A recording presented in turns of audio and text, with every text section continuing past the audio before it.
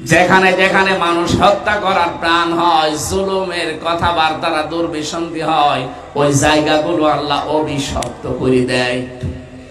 আবু জেহেলের বাড়িতে যেহেতু এইগুলো হইতো, এমনকি নবীকে হত্যা করার জন্য ষড়যন্ত্র করত, এই জন্য আল্লাহ আবু জেহেলের বাড়িকে ইন্টারন্যাশনাল পায়খানা বানিয়ে দিয়েছেন। কথা বলেন না কেন? আমি আমার কুষ্টিয়ার কথা বলছি। মাহবুবুল আলম হানিফ কি দাপটের লোক ছিল বলেন তো। বাংলাদেশে শেখ হাসিনার পরে যদি ওবায়দুল কাদের থাকে, তারপরে হানিফ সাহেব ছিল। অথচ তার বাড়িটা আজকে বিরান গৃহ হয়ে গেছে। আমার তো মনে হচ্ছে ওটা জাতীয় টয়লেট হয়ে যাবে। 3 মাসে যে অবস্থা, ইট খুলে খুলেও মানুষ নিয়ে চলে গেছে। কয়েকদিন আগে আপনারা দেখেছেন একটা পচা ডিম খেয়েছিল আদালতে হাসানুল হক ননু মিয়া, ওর বাড়ি ঘর পর্যন্ত মানুষ। আল্লাহ আয়াতটা আমার মনে হচ্ছে আমাদেরকে এখন আঙ্গুল দিয়ে দেখাচ্ছে, ফাতিলকা বুয়ুতুহুম বাইতুন না বুয়ুত, বহু বচন দিয়েছেন। হোম মানে তাদের, যারা আল্লাহর কোরআনের বিরুদ্ধে সীমা লঙ্ঘন করেছিল, যারা আপনি দেখেন তাদের এই বাড়ি ঘরগুলো আজ কি অবস্থা, তাদের জুলুমের কারণে। সারা দেশের অবস্থা এক না বিপরীত আছে? এমনকি সর্বোচ্চ জায়গা যেটা আপনি কালকে পেপারে দেখেছেন, যেখানে মানুষের কোলাহল ছিল, মানুষ একটু যেতে পারলে নিজেকে ধন্য মনে করত। অনেকে যদি জীবনে একবার গেছে, আমি দেখেছি আবেগে সোমা খেত ওই বাড়িতে, এত ভালোবাসা ছিল। অথচ 3 মাসের ব্যবধানে কি অবস্থা হয়ে গেছে বাড়ির। এখন মনে হয় ভূত ওখানে থাকে না। এই কথা বলেন না কেন? পৃথিবীর ইতিহাস এইটাই বলে। আপনি চেঙ্গিস খানের দিকে তাকান, তার জীবনী পড়েন, হিটলারের জীবনের দিকে তাকান, কোথায় তাদের সেই দাপটের বাড়ি ঘর, যেখানে বসে বসে মানুষ হত্যা করার প্ল্যান করত। আল্লাহ বলেন খাওয়াতাম বিমা যালামু, তাদের এই জুলুমের কারণে বাড়ি ঘরের অবস্থার দিকে আপনি একটু তাকান না কেন? যেখানে যেখানে মানুষ হত্যা করার প্রাণ হয়, জুলুমের কথাবার্তারা দুর্বিসন্ধি হয়, ওই জায়গাগুলো আল্লাহ অভিশপ্ত করে দেয়। আবু জেহেলের বাড়িতে যেহেতু এইগুলো হইতো, এমনকি নবীকে হত্যা করার জন্য ষড়যন্ত্র করত, এই জন্য আল্লাহ আবু জেহেলের বাড়িকে ইন্টারন্যাশনাল পায়খানা বানিয়ে দিয়েছেন। কথা বলেন না কেন? পৃথিবীর ইতিহাস সত্য, এজন্য আল্লাহ ইতিহাসের কসম দিয়েছেন, ওয়ালা আসরি, ইতিহাসের কসম। পৃথিবীর অনেক কিছু অনেকে ভুলে যেতে পারে, ইতিহাস কিন্তু সব ধারণ করে রাখে। আমরা হয়তো আর 50-100 বছর পরে এখানে কেউ থাকবেন না, কিন্তু ইতিহাস, কথা বলেন না কেন, ইতিহাস থাকবে। হয় আপনাকে স্মরণীয় নাই নিন্দনীয়, যে কোনো একটা করে রাখবে। আবু জেহেলের মতো এত বড় দাপটওয়ালা মানুষকে যদি আল্লাহ ঘৃণিত নিন্দিত তার বাড়ি পর্যন্ত টয়লেট বানিয়ে দিতে পারে, আজ যারা পৃথিবীতে দুর্বিসন্ধি করছেন ইসলামের বিরুদ্ধে, যারা জুলুম করছেন, যারা মানবতার বিরুদ্ধে অবস্থান নিয়েছেন, আপনি বিশ্বাস করে নিতে পারেন হয়তো এখন হয় কেউ ইতিহাস ভয়ে লিখছে না, কিন্তু সময় আসবে ইতিহাসও লেখা হবে। এই জুলুমের কারণে আপনাকে যেমন ঘৃণিত নিন্দিত করে জাতির কাছে উপস্থাপন করা হবে, আপনার বসবাসের ওই বাড়ি ঘর পর্যন্ত দেখবেন বিরান হয়ে গেছে। আল্লাহ বলেন খাওয়াতান, বিরান ভূমি বানিয়ে দিয়েছি। আপনি একটু তাকান না কেন ওইদিকে? 1500 বছর আগে আয়াতটা নাযিল করে লূত আলাইহিস সালামের জামানার মানুষদের কথা আল্লাহ স্মরণ করিয়েছিলেন।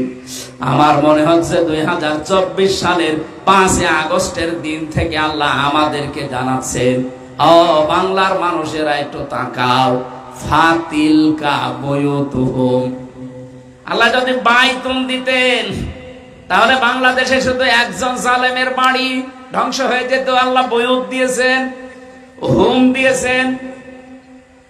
যত জালেম বাংলাদেশে ছিল, যত জালেমের সহযোগে ছিল, ডাইরেক্ট ইনডাইরেক্ট, এদের একটারও বাড়ি ঘর আপনি দেখতে পাবেন না। সব বিরান হয়ে গেছে, ওজাড় গৃহ হয়ে গেছে। আপনি তাকালেই বুঝবেন কোনোদিন মনে হয় এখানে মানুষই বাস করেনি। দিনাজপুরের একজন দাপটওয়ালা নেতা ছিল, আমি নাম নিলাম না, তার বাবার নামে মেডিকেল কলেজ পর্যন্ত বানিয়েছিল। তার বাড়িতে সেদিন গিয়েছিলাম, কি অবস্থা! আমার মনে হয় কুকুরকেও যদি ওখানে কেউ থাকতে দেয়, কুকুরও বলবে আমার ভয় লাগছে। অথচ কয়েকদিন আগে কি দাপটওয়ালা জায়গা ছিল ওইটা, ওখানে পাহারা দেওয়ার জন্য 10 জন পুলিশ 24 ঘন্টা ডিউটিতে ছিল। সেখানে আজ পাহারা দিচ্ছে কুকুরও না। এরপরও কি আপনার শিক্ষা আসে না দুনিয়ায়? এই জন্য আমরা যেন আল্লাহর নিষিদ্ধ কোন কাজ যেগুলো সীমা লঙ্ঘন করে ওই জালেমদের পরিণতি আমাদের আবার না হয়ে যায়। কথা বলে ঠিক কিনা? এরপরের আয়াতে আল্লাহ দিয়েছেন ওয়ানজাইনাল্লাযীনা আমানু ওয়া কানু ইয়াত্তাকুন। আর আমি নিজে বাঁচিয়ে দিয়েছি, আমি নিজে তাদেরকে উদ্ধার করেছি। কাদেরকে? যারা ঈমান এনেছিল আর যারা দুনিয়াতে তাকওয়া অবলম্বন করে চলেছিল।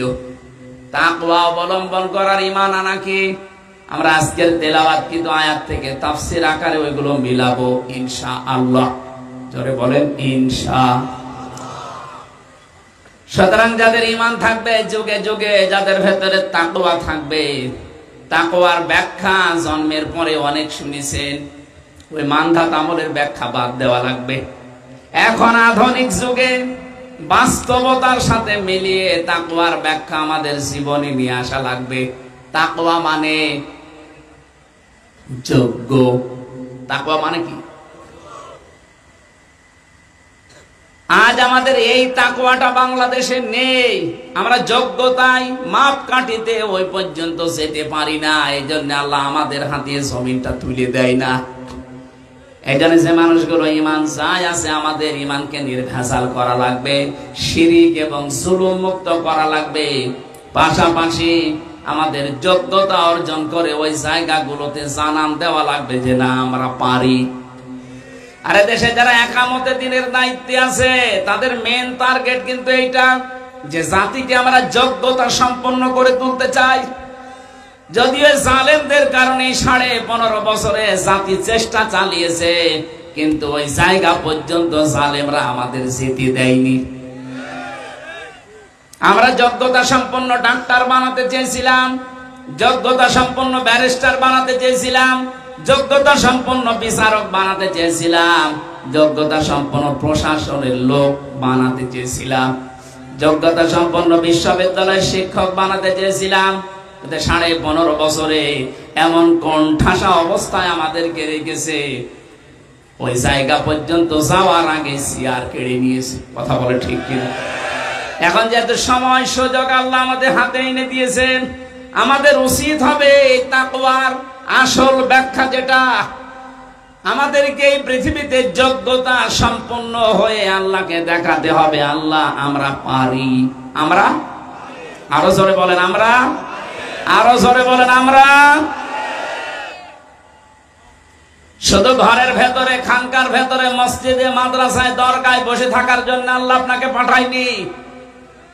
আল্লাহ পাক বলেন ইন্নী জাইলুম ফিল আরদি খলিফা, আমি জমিনে খলিফা পাঠাতে চাই। আল্লাহ কিন্তু এখানে বলেননি ইন্নী জাইলুম ফিল মাদারিসি খলিফা, ইন্নী জাইলুম ফিল মাসাজিদি খলিফা, ইন্নী জাইলুম ফিল খানকা খলিফা। আমি মসজিদে, মাদ্রাসায়, খানকায় খলিফা পাঠাতে চাই। এই কথা কোরআনে আছে। আরো জোরে বলেন। জবাব দেওয়া লাগবে, কথা বুঝলে বলেন। আল্লাহ কি কোরআনে কোন জায়গায় দিয়েছেন আমি খানকায় খলিফা পাঠাতে চাই? বাংলাদেশে যত খলিফা কোন জায়গা থেকে আসে? খানকা, দরবার থেকে খলিফা আসে। কিসের খলিফা আপনি? আপনাকে আল্লাহ দরবারে পাঠিয়েছে, মসজিদে, মাদ্রাসায়, খানকায়, দরবারে না। আল্লাহ বলেন ইন্নী জাইলুম ফিল আরদি খলিফা, জমিনে পাঠাতে চাই। এই জমিনটা আজ 53 বছর ফাঁকা ছিল, খলিফার দায়িত্ব আমরা পালন করতে পারি না, এজন্য জালেমরা 180 মাইল বেগে চালিয়েছে। আপনি কথার অর্থ না বুঝলে অন্তত যারা স্টেজে আছে তারা বোঝার চেষ্টা আছে। আজ আমরা খেলাফতের দায়িত্ব পালন করা ভুলে গেছি। আজ খলিফা কাদেরকে বলা হয়? যারা জামা কাপড় সেলাই করে ওরা খলিফা। কথা বলেন না কেন? এমনকি কুষ্টিয়া এলাকায় যে মানুষগুলো চুল কেটে দেয় তাদেরকেও খলিফা বলে। এলাকায় আছে কিনা জানি না।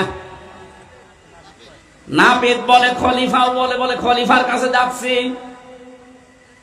চুল কেটে দিলে যদি খলিফা হয়, কাপড় চোপড় সেলাই করলে যদি খলিফা হয়, তা আল্লাহ যে খলিফা পাঠালেন ওই খলিফা কোথায় পাবেন আপনি? ওদেরকে তো জমিনে পাওয়া যাওয়া লাগবে। ইন্নী অবশ্যই আমি জাইলুন ফিল আরদি খলিফা। কোরআনের আয়াতে এত সহজ শব্দ বোঝেন না কেন? আল্লাহ কি বলতে পারতেন না ইন্নী জাইলুন ফিদ দরবার খলিফা, যে আমি দরবারে পাঠাবো খলিফা? উনি যখন বললেন জমিনে পাঠাবো, জমিনে আমরা কই? আল্লাহর খলিফাদেরকে তো দেখা যায় না। আল্লাহর খলিফাদের যখন জমিনে আসতে বলা হয়, বড় বড় টুপি মাথায় দেওয়া, জুব্বা গায়ে দেওয়া, বিশাল পাগড়ি মাথায় দিয়ে বলেন না আমরা জমিনের খলিফা না, আমরা দরবারের। কোন জায়গা? আমরা খানকার খলিফা। পিটিয়ে লম্বা করবে আল্লাহ তোমারে, মানে খানকার খলিফা বানিয়েছে আল্লাহ। জমিনে আর সুদ ঘুষ সমকামিতা পর্যন্ত আরম্ভ করার চেষ্টায় আছে। এমনকি আগস্টের 5 তারিখের আগ পর্যন্ত আল্লাহর সার্বভৌমত্বে যারা বিশ্বাস করে তাদের নিবন্ধন পর্যন্ত এই জালেমরা বাতিল করে দিয়েছিল। কোনদিন চিন্তা আসে না, খালি আন্দাজে দোষ দেন ওদের আকীদা খারাপ। ওরে শয়তান! বাংলাদেশ জামাত ইসলামীর ভেতরে ওরা সাহাবায়ে কেরামকে মিয়ারে হক মানে না, এই কারণে যারা ছিল জালেম তারা এদের নিবন্ধন বাতিল করেছিল না। আপনি জিজ্ঞেস করে দেখেন তো যে সাহাবায়ে কেরামকে মিয়ারে হক মানে না এই কারণে নিষিদ্ধ? জীবনও না। যতগুলো কারণ আমরা আন্দাজে বলি যে ওদের আকীদা খারাপ, একটার জন্যও জামাত নিষিদ্ধ ওরা করে নাই, ওরা করেছিল এই কারণে যে জামাত ইসলাম মনে করে সার্বভৌম ক্ষমতার মালিক, আইন তৈরি করার মালিক আল্লাহ। এটা জামাত ইসলাম মনে করবে মানে আপনি কি হয়েছেন? আপনি যে ফতোয়াবাজি করেন আপনার আকীদা ঠিক নেই। আপনার যদি এই আকীদা না থাকে আপনি কাফের। আবু জেহেল আল্লাহকে একজন আছে বিশ্বাস করতো, কিন্তু আল্লাহর সাথে শিরিক করতো। এ বাংলাদেশের বহু মানুষকে আমরা দেখতে পাচ্ছি, ওরা বলে ক্ষমতার উৎস জনগণ। এদেশে নেই। আপনি টাটকা নির্ভেজাল মুশরিক, আপনি লিখে নেন টাটকা নির্ভেজাল মুশরিক। আপনি আপনার জুব্বা যত বড় থাক আর যত বড় দরবারের খলিফা হন, যারা ক্ষমতার উৎস জনগণ বলে এরা মুশরিক। যারা শিরিক করবে এরা কি? কথা বলেন না কেন? আন্নাল কুওয়াতা লিল্লাহি জামিআ, সব ক্ষমতার উৎস কে? কুলিল্লাহুম্মা মালিকাল মুলক, ক্ষমতার মালিক কে? এই কথাটাই তো জামাত ইসলাম বলতো। তাদের গঠনতন্ত্রে দেখেন লেখা আছে ক্ষমতার উৎস জনগণ নয়, ক্ষমতার সার্বভৌম মালিক কে? এই কারণে নিষিদ্ধ করেছিল। আপনি টের পান? আপনি আছেন ফতোয়াবাজি নিয়ে, যেদিন আপনাকেও ধরবে সেদিন ফতোয়াবাজি করার মতো আর জায়গা পাবেন না। এই জন্য সময় এখনো আছে, নিজেকে সংশোধন করে। একটা মাসলুমের উপরে আন্দাজে বিনা কারণে একটা দোষ চাপিয়ে তাদেরকে জাতির সামনে কালার করেন, আপনার লজ্জা করে না? এটা রেকর্ড হচ্ছে, এই কারণে বলছি সারা দেশে ছড়াবে এটা। বহু নামধারী মুনাফিক এই দেশে এখনো চেষ্টা চালিয়ে যাচ্ছে বাতিলের টাকা খেয়ে এই মাসলুমদেরকে আরো মাসলুম করার জন্য। এরা তো এমনিতেই মাসলুম। আপনি দেখতে পারেন না এই 5 তারিখে 2024 সালের 5 আগস্টের পর থেকে 3 মাস হয়ে গেল, একটা চাঁদাবাজির মামলা এদের নামে আছে, টেন্ডারবাজির মামলা আছে, ধর্ষণের মামলা আছে। যাদের নামে আছে তাদের তো কিছু বলতে পারেন, তারা আপনার বন্ধ হয়ে যায়। 15.5 বছর এত জুলুম স্বীকার করার পরও যারা টিকে আছে আল্লাহর ওলি দেখার জন্য আপনি চলে যাচ্ছেন সে চট্টগ্রামে, সিলেটে, বরিশালে। কিসের আল্লাহর ওলি দেখতে যান? বাংলাদেশে আল্লাহর ওলি ওই মানুষগুলো যারা ইমানের উপরে টিকে থাকার জন্য জীবন পর্যন্ত দিয়েছে, পিছপা হয়নি। ও আল্লাহর ওলি খুঁজেই পায় না। মনে করে বিশাল জব্বা গায়ে দিলে, আমার মতো পাগড়ি মাথায় দিলে আল্লাহর ওলি হয়ে গেছে। সাফ সাফ কথা বলছি, এর চাইতে পরিষ্কার কথা আমার আর জানা নেই। যারা আল্লাহকে ক্ষমতার উৎস মানেন না, আল্লাহর সার্বভৌমত্ব মানেন না, আপনি যত বড় আল্লাহর ওলি দাবি করেন, আপনি শিরিক করছেন, আপনি মুশরিক। এক্ষুনি আপনার চিন্তা ভাবনা, বিশ্বাস, আপনার আকীদা এক্ষুনি পাল্টাতে হবে, নয়তো আপনি মাহফিল থেকে চলে যান, আপনার দরকার নেই। আপনি বেকার সময় নষ্ট করছেন। এক কথায় বলছি, আল্লাহ যেটা পারে ওইটা অন্য কেউ পারে, এই বিশ্বাস করার নাম শিরিক। আর শিরিক যারা করে তারা মুশরিক। এর চাইতে আর কি ক্লাস নেওয়া যায় বলেন? আল্লাহ যেটা পারে ওইটা অন্য কেউ পারে, এই বিশ্বাস করার নাম শিরিক। যারা করে তারা ছেলে মেয়ে দিতে পারে একচ্ছত্র ভাবে কে? মা বাবা তো কত বিছানায় থাকে দেখি, কই তাদের তো ছেলে মেয়ে হয় না। আপনার মা বাবা বিছানায় ছিল, ছেলে মেয়ে হয়েছে, এটা কি মা বাবা নাকি আল্লাহ দিয়েছে? কারণ মা বাবার কোনো ক্ষমতা নেই, দেওয়ার মালিক কে?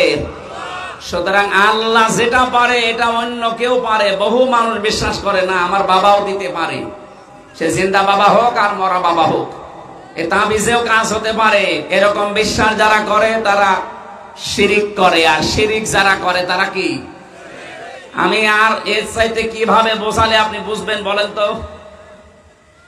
একটা একটা করে 5-6টা বলছি, মিলান দেখেন মেলে কিনা। সন্তানের যেমন বুঝলেন, রোগ দেওয়ার মালিককে, এটা সুস্থ করার মালিককে। কেউ যদি মনে করে না আমার ঔষধ না হলে আমি সুস্থ জীবনও হব না, সে শিরিক করল। আমাদের জাতির পিতা যিনি, হযরত ইব্রাহিম নবী বলতেন, আমি যখন অসুস্থ হই আমাকে সুস্থতা দান করেন কে? আরো জোরে বলেন। আমি দেখতে পাচ্ছি বিভিন্ন জায়গায় কেউ কেউ দাঁড়িয়ে গল্প করছে। এরা কি গল্প করার জন্য এসেছে নাকি এই মাহফিলে এসেছে? ওইগুলো ডাক দেন তো, ওই যে বড় বড় হুজুর গুলো ডাক দেন। কি ওরা কিসের গল্প করে এত? ওদেরকে এখানে নিয়ে আসেন, নিয়ে আসেন, না সবই তুলে ইন্টারনেটে ছেড়ে দেন।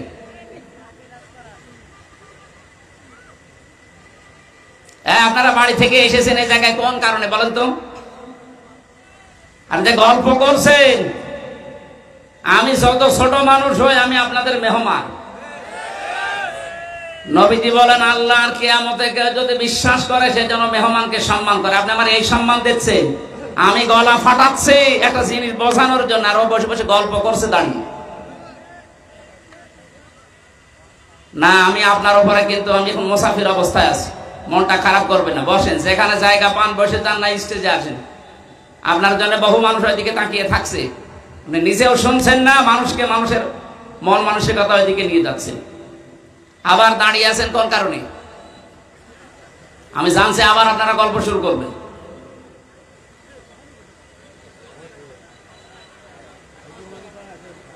না, আমার মনে হয় এরা আবার গল্প আরম্ভ করবে। দেখেন তো কারা এরা, কোন জায়গা থেকে এসেছে? মনে হয় অন্য জেলার লোক। না, এটা গাইবান্ধা জেলা রংপুর বিভাগের লোক, তো হাবা গোবা হবে। এরা এত চালাক, মনে হয় বগুড়ার লোক। রাজশাহী বিভাগের লোক তো চালাক আছে। আরো কিছু কিছু জায়গায় দেখছি গল্প করছে, আমার চোখ না, এটা কিন্তু রাডা। আরো দুই দল দেখতে পাচ্ছি এরা গল্প করছে। ওই যে মোটরসাইকেলের মামি বাদাম খাচ্ছে আর গল্প করছে, মনে হচ্ছে প্রেমিক প্রেমিকা। ওই যে ওই দুইটা।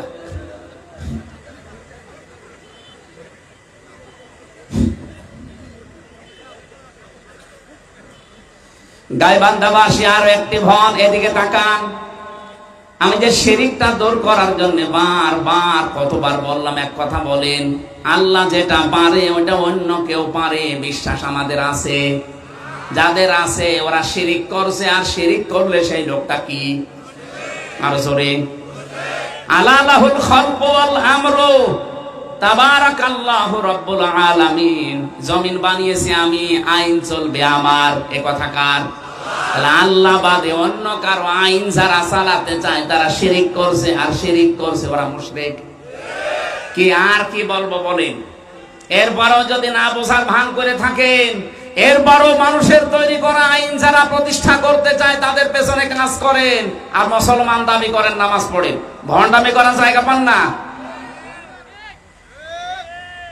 এই কথাগুলো পরিষ্কার করে বলার জন্য আসি, তখন বলে হ্যাঁ উনি দাড়ি পাল্লায় ভোট চায়। আরে শয়তান, দাড়ি পাল্লা মার্কা এখন আছে? বলেন, এখনো পর্যন্ত তো মার্কাই পাইনি, কবে ভোট চালাম আমি আপনার কাছে? আমি ভোট চাই আল্লাহর জন্য। আপনার এই রায়টা যেন এমন জায়গায় দেন যেখানে গেলে আপনি মরে গেলেও সওয়াব পান। আপনি এমন জায়গায় রায় দিয়ে যাবেন যার কারণে কবরে যাওয়ার পরও জাহান্নামের আগুন জ্বলবে না। আমি এটা হতে দেব না। আমি চাই আপনি এমন জায়গায় রায় দেবেন, এই রায়ের কারণে কিয়ামত পর্যন্ত সওয়াব পেতেই থাকবে। এটা যদি রাজনীতি হয়, হ্যাঁ এটাই আমার রাজনীতি। কোরআনে কারিমের কথা বলার জন্য আমাদের অভিভাবক যারা সর্বোচ্চ দায়িত্বশীল বলেছে তাফসীর মাহফিলে কোরআন দিয়ে কথা বলবেন। কোরআনের কথা শুধু নামাজের আছে, রোজার আছে কেন? রাসূলুল্লাহ জীবনে 10 বছর উনি প্রেসিডেন্ট ছিলেন, এটা কোরআনের কথা না? এটা হাদিসের কথা না? আপনাকে এই যে আব্দুর রহিম সরকার সাহেব তো এইটাই বোঝাচ্ছিলেন যে শুধু নামাজ পড়বো, রোজা রাখবো, খানকায় আমি বসে জিকির করবো। কেন? সংসদে শয়তান যাবে, ওখানে সেই আল্লাহর আইনগুলো ওখানে কায়েম করা লাগবে না? ওনার কথা সামারাইজ তো এইটাই। আমি এই কথাটার ব্যাখ্যা এতক্ষণ করছি। আমাদের শুধু মসজিদে, খানকায়, মাদ্রাসায় দরবার নিয়ে না, আমরা জমিনে এসেছি। আর জমিন যদি মসজিদ হয়, জমিন সংসদ। সংসদ কি জমিনের বাইরে? ওখানে যাবে কি শয়তান? আপনাকে যাওয়া লাগবে না। এটা যদি ইবাদত কেউ মনে না করে, তার ঈমানের ঘাটতি আছে। কেউ যদি মনে করে এটা দুনিয়ার কাজ, দুনিয়ার কাজ মানে দুনিয়ার কাজ বলে কিচ্ছু নেই।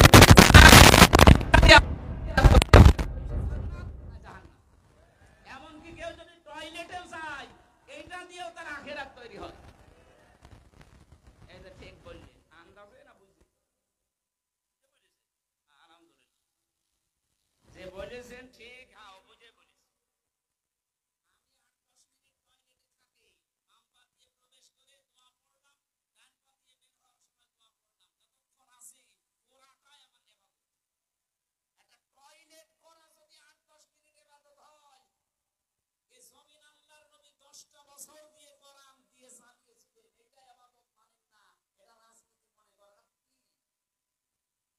আমার মনে হয় 1500 বছর আর পার হয়ে গেছে। এখন যদি নবীজি আসতেন, আপনি নবীকেও বলতেন নবী মনে হয় কইতো, এটা বলতেন না? বাংলাদেশের বিভিন্ন জায়গায় নামধারী সালেম তো বিদায় নিয়েছে, কিছু মুনাফিক এরা এই কথা বলতে চাচ্ছে যে আমাদের পক্ষে কথা বলে না, শুধু এই দিকে টেনে বলে। আরে ভাই, আমি আপনাকে চিনি, আর আপনার পক্ষে কথা বলার মতো কোনো কথা তো কোরআনে নেই, কারণ আপনি চাঁদাবাজি করেন, আপনি টেন্ডারবাজি করেন, আপনি মানুষকে আন্দাজে মিথ্যা মামলা দিয়ে ধরিয়ে দেন, বিনা কারণে একজনের মাথায় লাঠি মারেন। আপনার পক্ষে আমি আয়াত পাবো কোথায়? যারা এই 3 মাসে টেন্ডারবাজি করে নাই, চাঁদাবাজি করে নাই, যারা মানুষকে আরো সাহায্য করেছে, তাদের পক্ষে তো কোরআনের আয়াত আছে না নেই? বলতে গেলে তো সেগুলো আসবে। আপনার পক্ষে নেই, তাই আমি বলতে পারি না। আপনি নতুন কোরআন এনে দেন, আমি সেখান থেকে ব্যাখ্যা করছি। তাছাড়া এই কোরআনে আপনার পক্ষে যাওয়ার মতো কোনো কথা নেই, কারণ আপনি মানুষের তৈরি করা আইন কায়েম করতে চান। মানুষের তৈরি করা আইন যারা প্রতিষ্ঠা করতে চায়, তাদের পক্ষে কোনো আয়াত কোরআনে আছে? কাদের পক্ষে আছে? যারা আল্লাহর আইন, আল্লাহর খলিফা হয়ে জমিনে কায়েম করতে চায়। কথা বলেন না কেন? আর এটা করতে গেলে ঝামেলা আসবে, আর এই ঝামেলা মাথায় নিয়েই কবর পর্যন্ত যাওয়া লাগবে। আর এই সমস্ত সিদ্ধান্ত নিয়ে এই লোকটা এসেছে। আপনি তাকান না কেন এই লোকটার দিকে? এনাকে আল্লাহ যে সম্পদ দিয়েছে, অন্য যে প্রভাব প্রতিপত্তি, এই রক্ত পিচ্ছিল রাস্তায় না এসে যদি কোন দরবারে বসে জিকির করতো, জীবনটা কেটে চলে যেত না? আতঙ্কে থাকা লাগে এখন কোন কারণে? নিজের কারণে, আল্লাহর বিধানের কারণে। আমারও আল্লাহ যা দিয়েছে, আমার বাবার যা আছে, আমি যদি মরণ পর্যন্ত শুধু জিকির করি অসুবিধা নেই। কোন কারণে রক্ত পিচ্ছির পথে আসা লাগবে আমার? কারণ আমি নামাজকে যেমন ইবাদত মনে করি, রমজানের রোজাকে যেভাবে ইবাদত মনে করি, এই জমিনে আল্লাহর বিধান কায়েম করা লাগবে, এইটাও ইবাদত মনে করি। নামাজ পড়তে গেলে যদি বাধা দেন, আপনার খবর আছে? কথা বলেন না কেন? আমি নামাজ পড়তে গেলে যদি আপনি বাধা দেন, আপনার খবর আছে না? হ্যাঁ, আমি না, যে কেউ নামাজে বাধা যেই দেবে তার খবর আছে না নেই? রোজা রাখতে কেউ বাধা দিলে তার খবর আছে না নেই? হজ করতে যাব কেউ যদি বাধা দেয় তার খবর আছে না নেই? এ জমিনে দিন কায়েম করব যদি কেউ বাধা দেয়, ঠিক নামাজের মতোই তার কি আছে? এই সহজ কথা না বুঝে শুধু উল্টা দিকে নিয়ে যা, আমার বিরুদ্ধে বল, আর তো চরিত্র আছে তোর পক্ষে বলা লাগবে। এরকম কড়া ভাষা বলার পরেও যদি কারো বিবেকের উপরে দাগ না কাটে, আমার মনে হয় ওর বিবেকের উপরে কুকুরে পোশাক করেছে। আল্লাহ আপনাদেরকে সম্মতি দিন, বলেন আমিন। আমার আজকের আলোচনার বিষয় আমি সাজিয়েছিলাম, গাড়িতে আসার সময় লিখছিলাম সুসংবাদ। বহু দুঃসংবাদ শুনেছি 15.5 বছর, এখন আমরা সুসংবাদ শুনতে চাই। আর সুসংবাদ দিতে পারে কে বলেন তো? সূরা হামিম সাজদা 54টা আয়াত আছে, মাত্র একটা আয়াত পড়েছি, 30 নম্বর আয়াত। আল্লাহ পাক আজকের আয়াতে কিছু সুসংবাদ আমাদেরকে দিতে চাচ্ছেন। যদি আমরা সত্যি আয়াতটা মেনে নিতে পারি, বাকি জীবনে আপনি আসলে সুসংবাদ পাবেন। জবান খুলে কোরআনের আয়াতটা আগে পড়েন। আউযু বিল্লাহি মিনাশ শাইতানির রাজিম। বিসমিল্লাহির রহমানির রহিম। ইন্নাল্লাযীনা ক্বালু রাব্বুনাল্লাহু সুম্মা ইসতাকামু। আল্লাহ পাক বলেন, অবশ্যই যারা এই কথা বলতে পারে যে আমাদের রব আল্লাহ, আমাদের রবকে, এটা কি শুধু মুখে মুখে? মন থেকে যারা এই কথা বলে আমাদের রব আল্লাহ, আমি তো দেখেছি এই কথাটা বলার কারণে বহু মানুষ এই দুনিয়াতে এমন অবস্থা তাদের হয়েছে, যেই দিন বলেছে ইন্না সলাতি ওয়া নুসুকি ওয়া মাহইয়ায়া ওয়া মামাতি লিল্লাহি রাব্বিল আলামিন। আমি আমার বাবার জন্য দেইনি, আমার নেতার জন্য দেইনি, আমার দাদার জন্য দেইনি, দিয়েছি লিল্লাহি রাব্বিল আলামিন। আমার নামাজ, আমার কুরবানি, আমার বেঁচে থাকা, আমার মরে যাওয়া সব আমি আল্লাহর জন্য দিয়ে দিয়েছি, যিনি বিশ্ব জাহানের রব। কি তিনি? কি রব? বলেন কি? এই শব্দটা শুনতে যত ছোট, বাস্তবতা অত ছোট না। আমি কোরআন হাদিসের যতটুকু পড়াশোনা করেছি, আমার মনে হয় সব আল্লাহ এই রবের ভেতরে লুকিয়ে রেখেছে। ওই সেই প্রথম রূহের জগতে যখন ছিলাম, তখনই রব সম্পর্কে আমাকে আগে জানানো হয়েছিল, আলাস্তু বিরাব্বিকুম, আমি কি তোমাদের রব না? সবাই এক বাক্যে বলেছি ক্বালু বালা, অবশ্যই আপনি আমাদের রব। এখান থেকে যখন মায়ের পেটে আসলাম, এরপরে দুনিয়ার জীবনে আসার সঙ্গে সঙ্গে রব সম্পর্কে আমাকে কিন্তু তথ্য জানানো হয়েছে। শুধু এতটুকুই শেষ না, এখান থেকে যখনই মানুষ মৃত্যুর দিকে ঢলে পড়ে, মরণের সময়ও তাকে রব সম্পর্কে জানানো হয়। মানুষ যখন মারা যায়, তখনই কিন্তু রব সম্পর্কে প্রশ্ন হয়, মার রব্বুকা। কথা বলেন ঠিক কিনা? একটা একটা করে মিলিয়ে দেখবেন, জীবনের শুরু থেকে শেষ পর্যন্ত সব জায়গায় সম্পর্ক রবের সাথে। বিশাল জীবনের এই যে রুহের জগৎ থেকে কবরের জগৎ পর্যন্ত যাবার বিশাল জায়গা, প্রতিটি জায়গায় রব, রব আর রব। দুনিয়ার এই ছোট্ট জীবনে যারা আমরা 60, 70, 80, 90 বছর হায়াত পাই, এই হায়াতে যারা এটাই টিকে থাকতে পারবে, আমার রব আল্লাহ, সুম্মা ইসতাকামু, খেলাধুলা করবে না, ইস্তেকামাত পয়দা করবে, এর উপরে টিকে থাকবে, অটল থাকবে, স্থিতিশীল থাকবে, তাতানাজ্জালু আলাইহিমুল মালাইকা। আল্লাহ পাক বলেন মানুষগুলোর বিপদে আপদে পড়লে আমি আল্লাহ ফেরেশতা নাজিল করেও সাহায্য করব। শুধু করব না, তাতানাজ্জালু মুজারে, বর্তমান ভবিষ্যৎ প্রেজেন্ট ফিউচার। এখন যেমন করছি একজন ফেরেশতা দিয়ে না, মালাইকা বহু বছর সামনে কিয়ামত পর্যন্ত রবের উপরে যারা টিকে থাকতে পারবে তাদেরকে সাহায্য করবেন কে? আল্লাহ এতটুকু দুনিয়ায় শেষ করেন নি। ওয়াবশিরু, আল্লাহ বলেন আল্লাহ তাখাফু ওয়ালা তাহজানু। তাদেরকে আমি এই কথা ফেরেশতাদেরকে দিয়ে বলাই, বলো তাদেরকে কোনো ভয় নেই, তোমাদের কোনো চিন্তা নেই। এজন্য যারা আল্লাহকে রব বলার পরে টিকে থাকতে পারে ওদের ভেতরের ভয় আল্লাহ দূর করে দেয়। আপনি দেখবেন ওরা ভয়হীন হয়ে যায়। দুনিয়ায় যত রকমের ভয় তাদেরকে দেখানো হয়, কোন ভয় তাদেরকে কাবু করতে পারে না। 8 বছর 10 বছর আয়না ঘরের মতো জায়গায় থেকে এসে তো আমার মনে হয় তারা তাওবা করে আল্লাহকে ভুলে যাওয়ার কথা ছিল। কিন্তু তাকান ব্যারিস্টার আরমানের দিকে, আগের চাইতে ঈমান আল্লাহ তার আরো বাড়িয়ে দিয়েছে।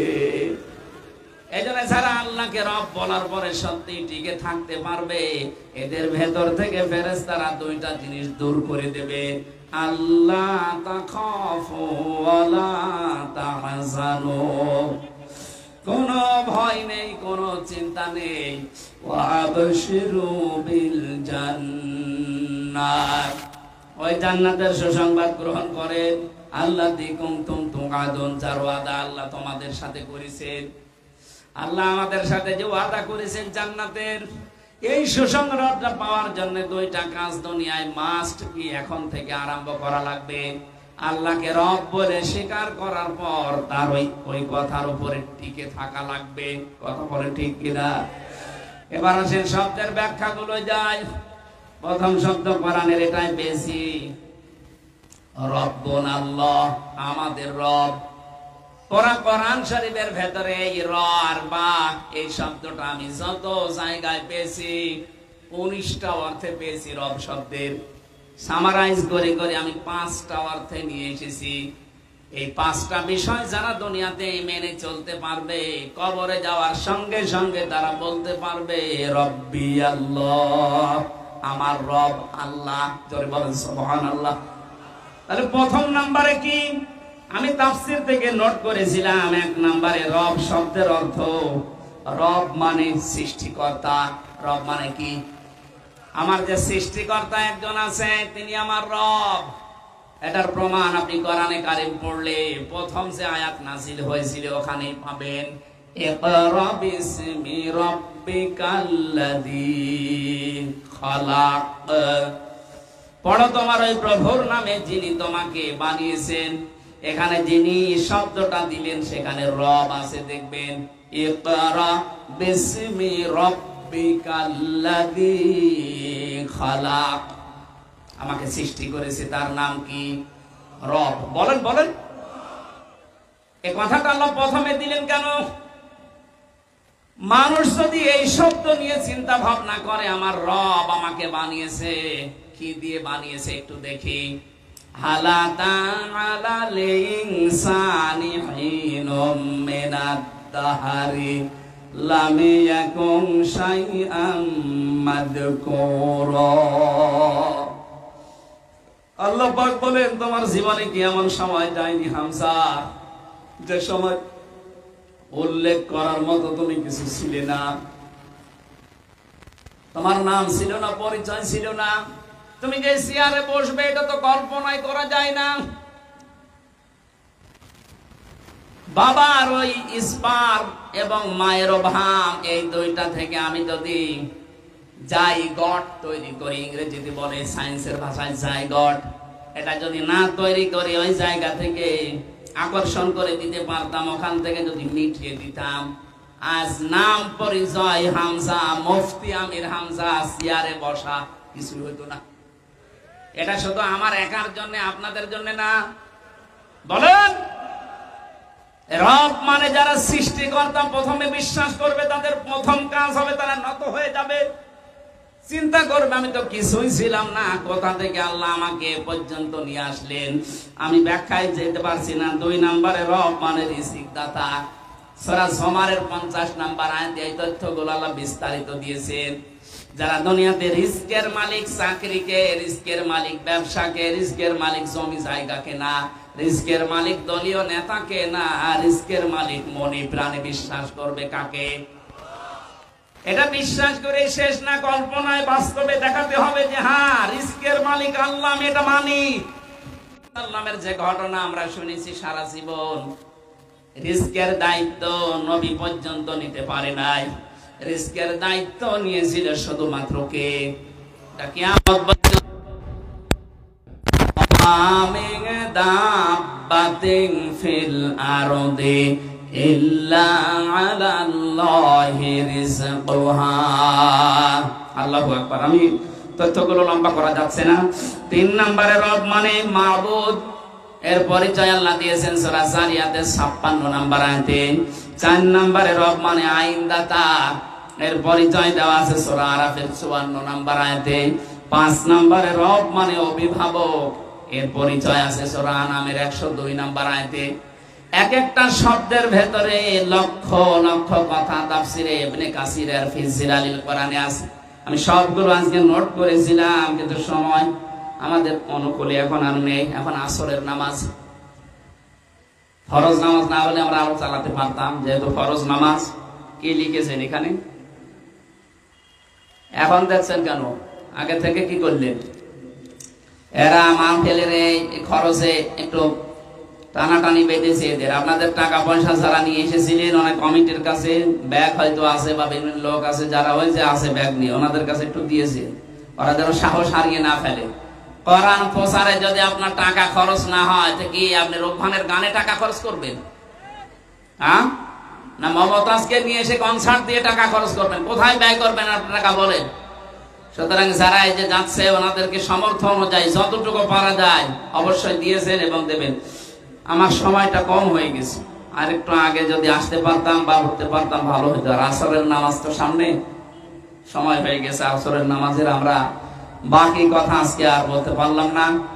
এই গোবিন্দগঞ্জ বাজারে মাহফিল নেওয়া আছে স্যারের, কত তারিখে যেন? 27 তারিখে। 27 তারিখে আছে দিনের বেলা। ওখানে আমরা আসরের নামাজ আগে পড়ে নেব 3:30টায়, এরপর একেবারে মাগরিব পর্যন্ত চালাবো। নাসিরাবাদের শফিউলের বউ নাসিরাবাদ 2 বস্তা সিমেন্ট দিয়েছে, আল্লাহ কবুল করো। রিজাউলের বউ দিয়েছে 2 বস্তা। শাহজামাল 500 টাকা। ভাই এখন আর সময় নেই, আসরের নামাজ এখানে পড়ে যান। আমি মুসাফির, জোহর আসর আমরা একসাথে পড়েছি, আপনার তো মুসাফির না, এখানে পড়ে যান। আল্লাহুম্মা আমিন। লা ইলাহা ইল্লা আনতা সুবহানাকা ইন্নী কুনতু মিনাজ জালিমিন। রব্বুল আলামিন কোরআনের কথা বোঝার জন্য, শোনার জন্য মানুষগুলো চাতক পাখির মতো চেয়েছিল। কোরআনে কারীম শোনার জন্য যারা এত ব্যস্ত, এই মানুষগুলোকে খালি হাতে ফেরত দিও না। কোরআনের ইজ্জত এদেরকে হেদায়েত দিয়ে দাও। যে যুবকগুলো মাহফিলের আঞ্জাম দিয়েছে, আল্লাহ তাদের কবুল করো। আগামীতে এই কোরআনের অনুষ্ঠানটা প্রসারে প্রসারে আরো বিশাল আকারে কবুল করে নাও। যা কিছু বলেছি, যা কিছু শুনেছি, আল্লাহ সহজে বোঝার আমল করার সুযোগ দাও। রব বলে টিকে থাকার মতো ধৈর্য এবং ঈমান আমাদের দান করো।